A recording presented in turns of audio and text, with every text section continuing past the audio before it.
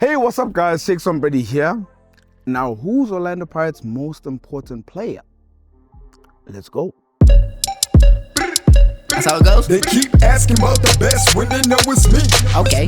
Asking about the rest when they know it's me. Straight in, I guess. You know it's me.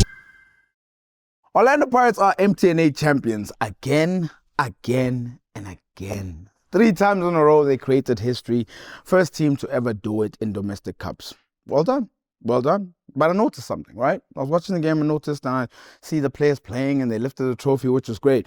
And even though this current player was not at his best, I realized that this guy might be the key to Orlando Pirates having to achieve things.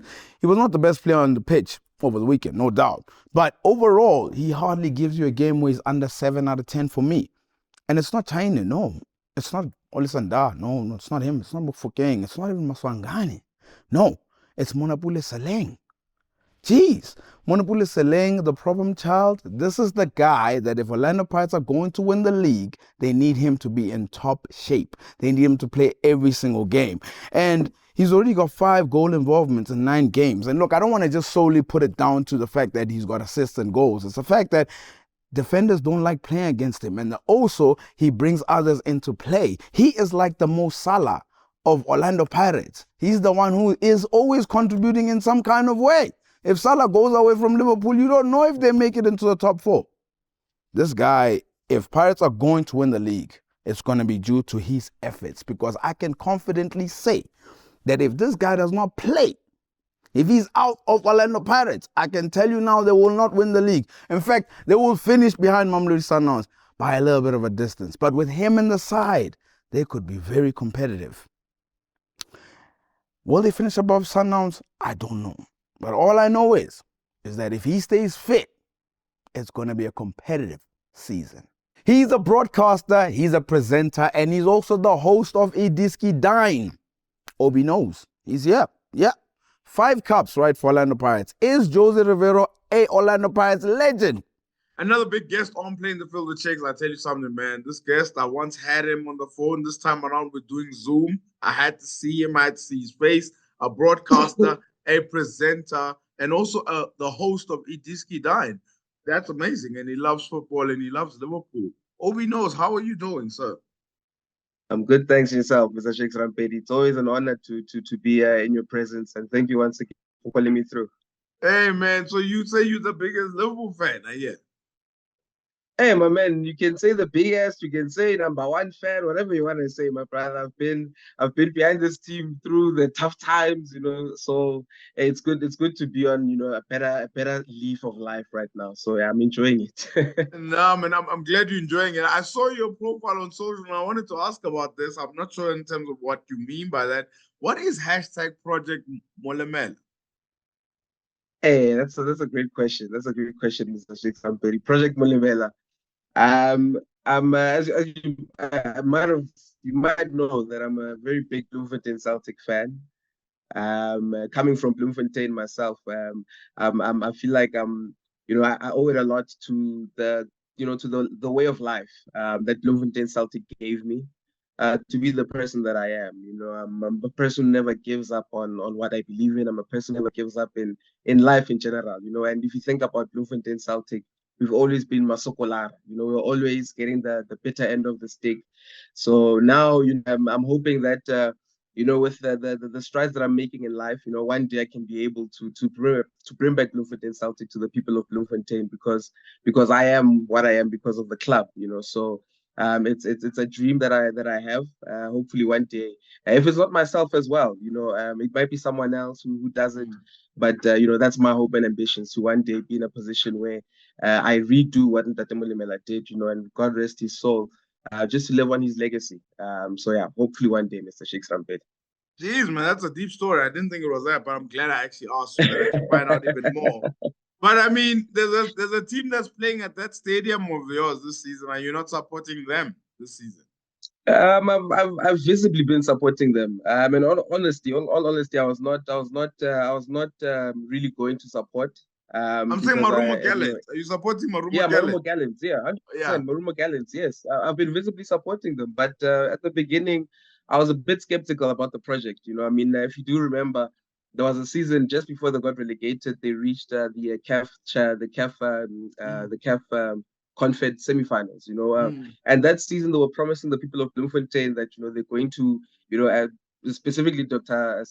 Abraham Sillo, promising the people of Bloemfontein that he's going to bring the team back. He's hoping to be able to do something like that. So I felt like as people of Bloemfontein, Bloemfontein Celtic fans, were taken a bit, for a ride, for quite some time.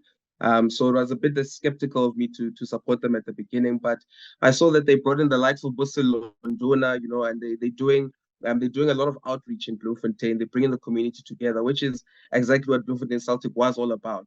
So I'm seeing what they're doing for the community. So it's only from my end as well when they're playing here in Gauteng, for me to be there and support them as well. So hopefully, like I said, I'm still a very big Bloemfontein Celtic fan. We relate to Bloemfontein Celtic because of, I told you, how we were raised and what it stood for in our lives. So it's not easy for us to just give up on, the dream of Bloemfontein Celtic, but we're 100% behind Moegoe at this point. Now, did Obi Knows watch the MTN final? Of course, of course, it was the big game. It was the big game of the weekend. A lot of controversy also around that one, but I did enjoy the game. It was a big one. I couldn't have missed that one, Rashik. How did you enjoy the game? No, the game was good. The game was good. I really also enjoyed the game. Now, we will get to the man in question. That's in question. In terms of the game, did you always feel like Orlando Pirates was going to win it? Because it looked like it was going to go to extra time for sure, but do you always feel like they were gaining the momentum before all of that stuff happened? Look, I think from the beginning of the game, I was actually pushing for a Stellenbosch win. I was pushing for a Stellenbosch win simply, to just go against the norm. Orlando Pirates have won it twice in a row, leading up to the final. So a Stellenbosch team that has also had a big resurgence. I'm really growing into its, where they feel like they belong. They really are growing in leaps and bounces. And I thought, also having used, Moses Mabhida as their home ground in the first few games of the season might have given them an advantage to make it feel like a home ground advantage. So I really felt like, Stellenbosch could have went for it. I really thought they were, going to give Orlando Pirates a big run for their monies. And indeed they did that. But throughout the game, you could see Orlando Pirates also growing into the game as well. So I think by halftime, when Orlando Pirates had equalized, it was very difficult for you to not see them winning. And that's what I really felt at that point. Now, 100%. And then eventually the game gets ruined, in my opinion, by a decision that's made by Abongle Tom. I don't understand how he sort of makes that decision. The ball is placed in the wrong position as well. It's a foul. Maswangan is hurt. The way he dealt with that whole situation was bad. And a lot of the times he's been calling for VAR to come into South Africa, which is understandable, I guess. But at this current moment, Obi, like how bad is, not bad, but like where would you rate South African officiating at this current moment out of 10? Is it really, are we in an ICU situation here? It's very difficult to say we're in a great position, seeing, or even in a good position, seeing what we've been experiencing in the past few games. And my problem is that it's not errors that are happening far few in between. It's errors that are happening each and every week.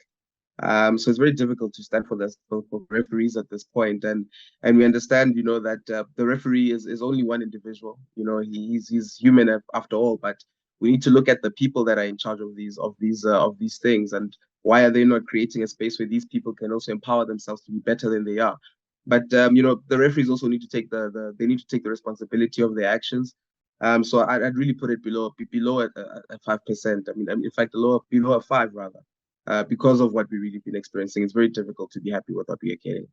Now, 100%. Now, let me ask you this question now. What's more crucial for you? What would you put like first in terms of the list here, or the two things that I'm going to mention? Professionalizing referees because they're not fully professional, these refs, or immediately bringing in VAR? What would you say should be the priority that South Africa should look at first? I mean, I think the priority should be very simple, to make these things professional, because you're giving them a bigger responsibility now, to misuse VAR. That would be a bad investment. If we're giving VAR to people who are not professional, people who are able to utilize it to the highest capacity. So I think it's very simple. We need to professionalize the officiating in the country before we can even think about bringing the VAR, because We look at what's happening in England as well. You know, they're having a very difficult time with making, 100% correct decisions. So imagine if you're giving, and we all know how great the officiating in the EPL was even before the VAR came in. So imagine giving people who are, I would not like to use the word, but seemingly incompetent, when it comes to making the right calls in the games, giving them bigger equipment to use will not make them better.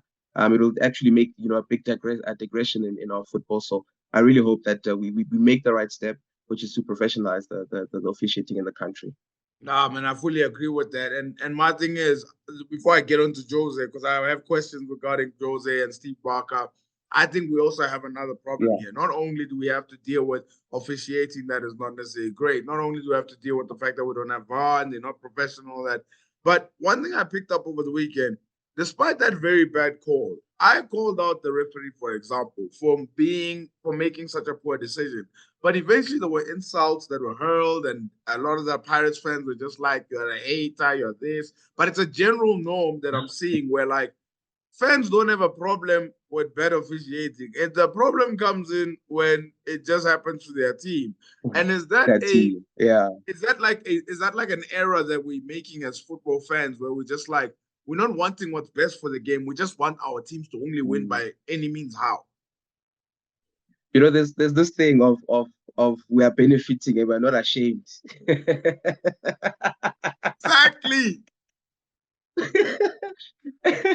You've all benefited before, so we are benefiting. We're not ashamed. I think it's a supporters thing. I mean, we always say that football fans have no honor.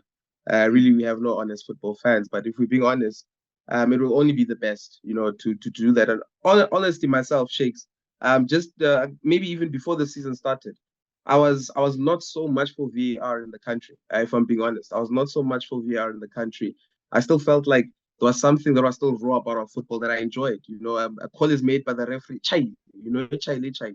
But when teams are being cheated so blatantly, it becomes very difficult to, even as a football purist, to say, no, man, we don't need extra help. We actually do need the help, but we need to professionalize, like I said before.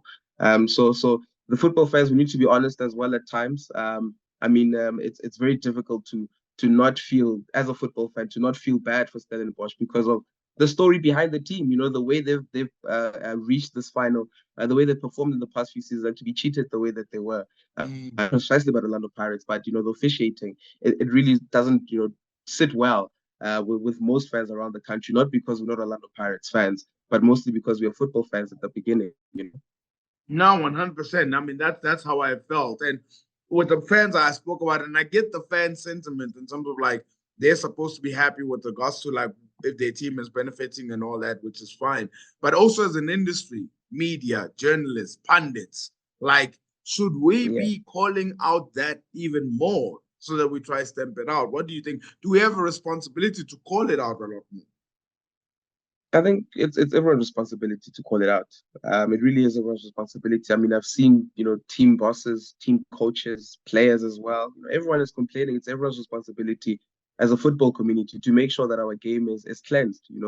This is our game, Shakes. And if we wanted to progress, look how the stadiums are being full, the fans are coming, everything is looking positive. So if we want the game to progress, we need to be honest about the things that we are facing and how we are tackling those things. So I do think it's everyone's responsibility to come out and talk about it. Yes, indeed. As the media, we are speaking to people who already know about these things, so that's why I'm saying it's everyone's responsibility. But we need to make more noise about it 100%, because it doesn't sit well with our game. It really doesn't give a great representation of our game. No, I love that. I love that. Now, Jose Rivero obviously made history, 5 trophies, 5 cups that he's won. Tell me something. The pressure's now on for him to lead to win the league now. Now everybody's like, it's gotta be the league and stuff. Before I ask you this particular question, the first question I want to ask is Jose Rivero a Orlando Pirates legend? Shoo. Let me ask you this: Is Ruud Krol another Pirates legend? I would say yes. I'd say Ruud Krol is. Now, I'm asking you, would you say Jose Rivero is an Orlando Pirates legend?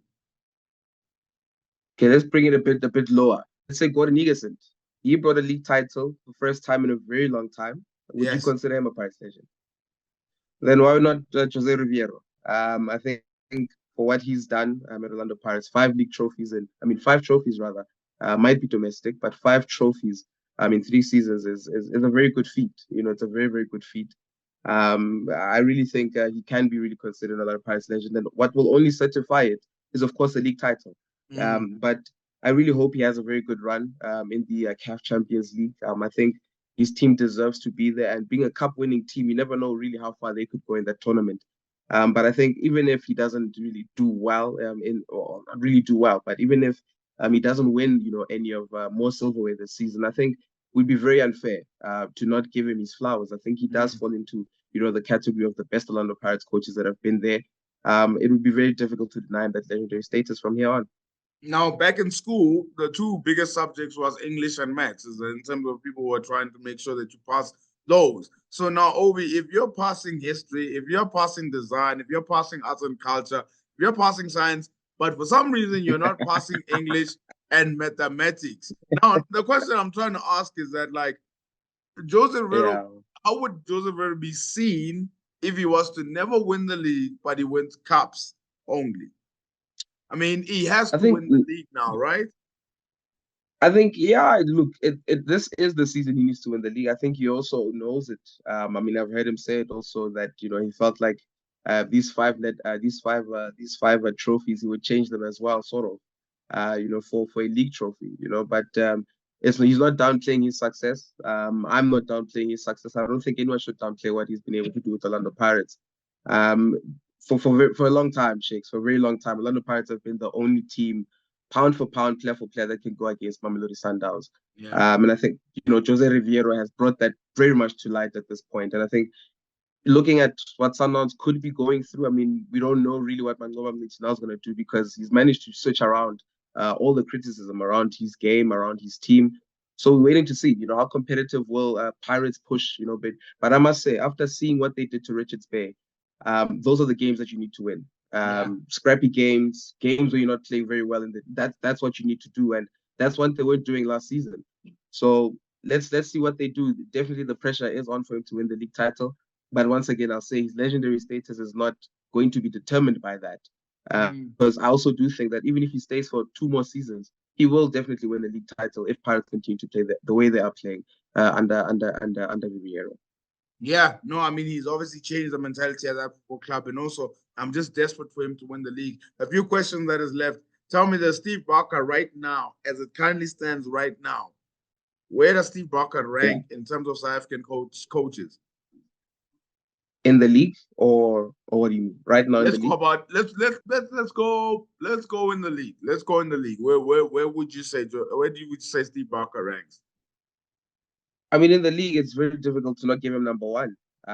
Judging from what happened last season, the back end of, I mean, Roland is out the league. Roland is gone now, so he was the only person for me who was standing in his way to win coach of the season, last season. I mean, Shakes, which other team had a 25-game unbeaten run last season? And when last did you hear of a team having a 25-game unbeaten run in the PSL, if not Orlando Pirates? It's been difficult, Shakes. I really think what Steve Barker has done with Stellenbosch, the resources that he's had, and yes, a lot of people might downplay the wealth that Stellenbosch has, but we do know that they're not paying the same salaries as the big clubs. They might have some of the resources to be able to make sure that they've got a great youth development. But for anyone who loves football and a great football story, we're looking at Stellenbosch and the way that they bring in those kids through, the way they bring those kids through the development structures, for them to even be champions in those development structures. It's leading to, we're seeing a great transition into the first team. And that could only be given to Steve Barker and whoever who's helping him there behind the scenes. Because I also got to learn very recently, Shakes, that what he's really implementing at Stellenbosch is sort of what he implemented at Tuks. So it's not something that is new. This is not something that has just, came out of the blue and he's been able to just produce this. I mean, at Tuks, we remember the great players that came through his hands, the Andile Chalis, the Obringomas, Bongani Zungu, you can name them, So it's not something that's new. We're seeing what Steve Barker's doing. So I really think it's very difficult to not give him number one in the country at this point. So I'd really put him there at the top. I like that. Actually, you convinced me as well, I must say. Tell me, quick fire now. This is a quick fire. We're going to national team now at this current moment. Bafana, against Congo, home and away. First game's on Friday. How many points does Bafana Bafana get against Congo home and away? I think, look, Hugo Bruce needs to do the things, man. I trust in Hugo Bruce. I think he knows exactly what he needs to do. I would love to get a 6 point, but I think I'll be very comfortable with 4 points as well, getting a win here at home and getting a 1 point away there as well. But I do think first prize, of course, would be getting 6 points, and I don't think it's even possible or should be possible for Congo to beat us. We had a very good side under Hugo Bruce. I expect us to do well. So 4 points is bare minimum, but I would really love to see 6 points get from Congo. Now, does Hugo Bruce lead us to the AFCON 2025? Undoubtedly so. I'm not even going to answer that one further. Awesome. Now, this is the one that I'm going to find interesting now. Does Hugo Bruce lead us to the 2026 World Cup? If I told you that I'm already saving up for that, what would that tell you? If I'm telling you that I'm already saving up to go to that World Cup.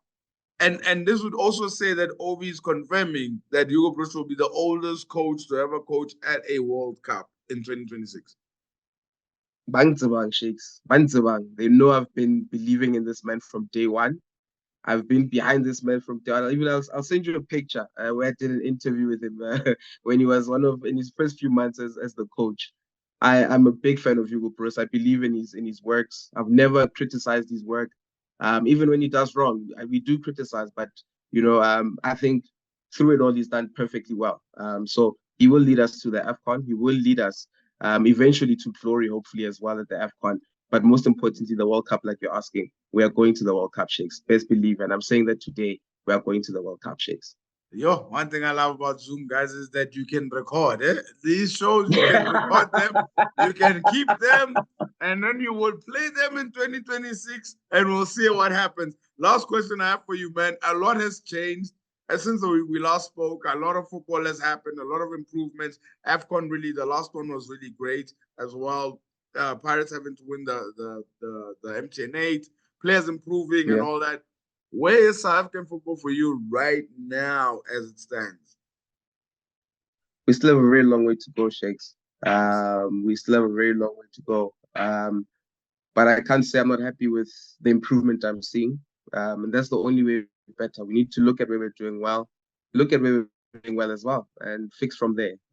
It's very difficult for me to say that we're not doing a great job in trying to make sure that football is kept alive in the country. I think people like yourself, big ups to you, man. I mean, through the social media, even when people weren't going to stadiums, you were there giving us updates of what's going on. You really kept, South African football alive.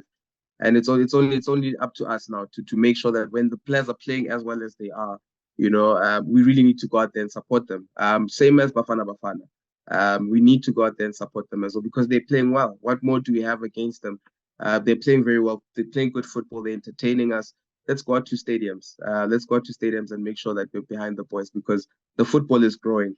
But most importantly, youth development. I'm happy to see the national teams. I'm happy to see what the national teams are doing.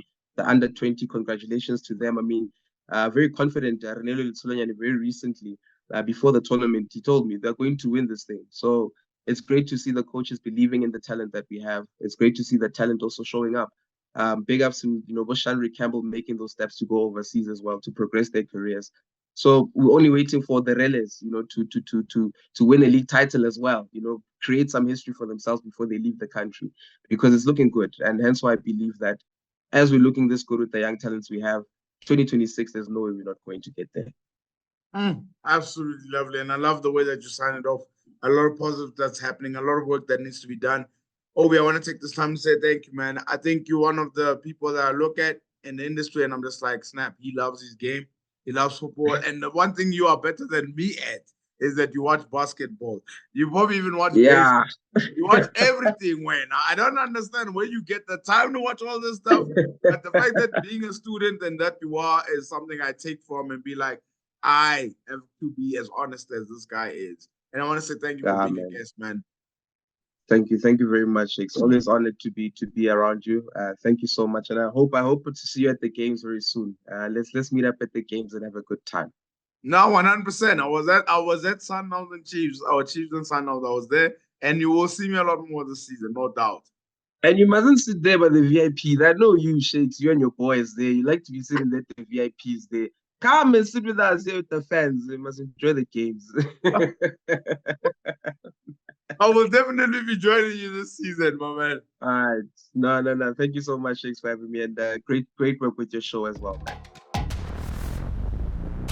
Here on this show, we have no fear, no favor. Objective all the way. Players, coaches, we're watching all of you guys. This is Moegoe of the Week. The star of the week is a Orlando Pirates center back, cool, calm, collected, Thabiso Sesane. Man, I gotta tell you, he was so good over the weekend, right? When he started at the back without Olisanda and he put Maela there, I was worried about him. But man alive, guess who got taken off? It was the captain of Orlando Pirates that was taken off instead of him. So, man of the match as well, performance. I tweeted about him. For me, he is definitely the star. The Moegoe. Guys, I'm looking for someone. I am looking for someone. You guys know who he is. It's very obvious. This man ruined the MTN8 final with 3 minutes to go before extra time. Made it all about himself. Abongile Tom. So, Maswangan is fouled, right?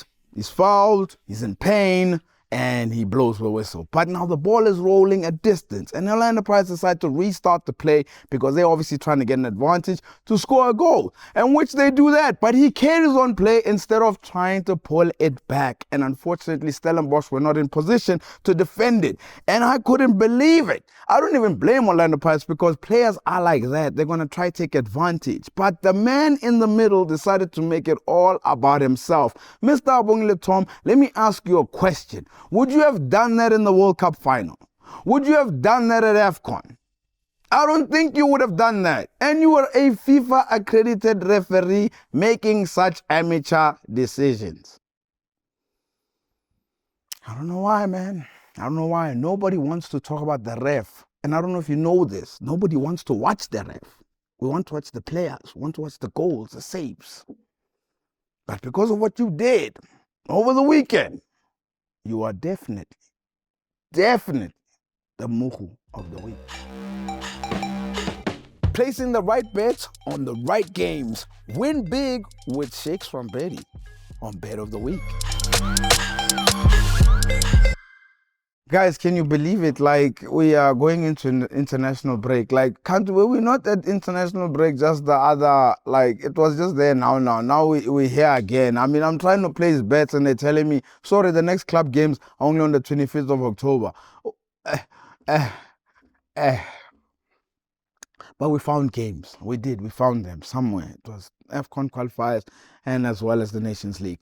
DRC going up against Tanzania, DRC straight win. Ghana going up against Sudan, Ghana straight win. England going up against Greece, England straight win.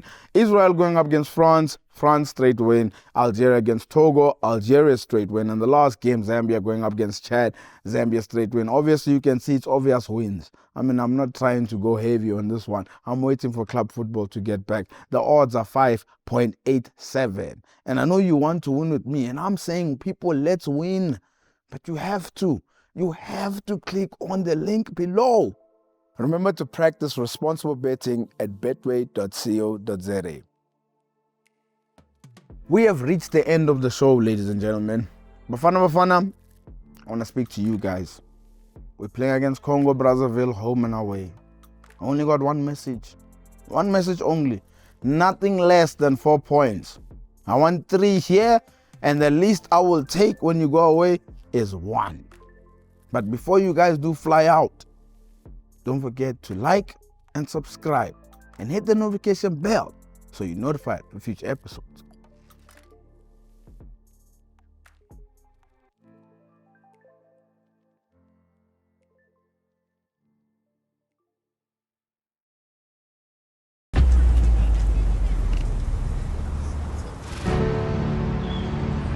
Lalela, ufuna ukutshela indaba. Uyawazi umlilo ovusa ilangabe lothando olungapheli. You see, it was this game that turned boys into giants. This game was once our proudest weapon of defiance. When our history was still written in black and white, football refused to listen when it was told to keep quiet. We had powerful names that must never grow old. Defenders will stop nonsense, and strikers that would make your blood run cold. Through all this time, ibhola likaze lishiye, sikhule nalo, kasi to kasi. Ezama-90s, zokutshela ngo-Black Jesus. But do they know how everything stopped when Jomo stood on business? Uyabakhumbula Oscar Nosporo, who dazzled before Oloch Nomajoro.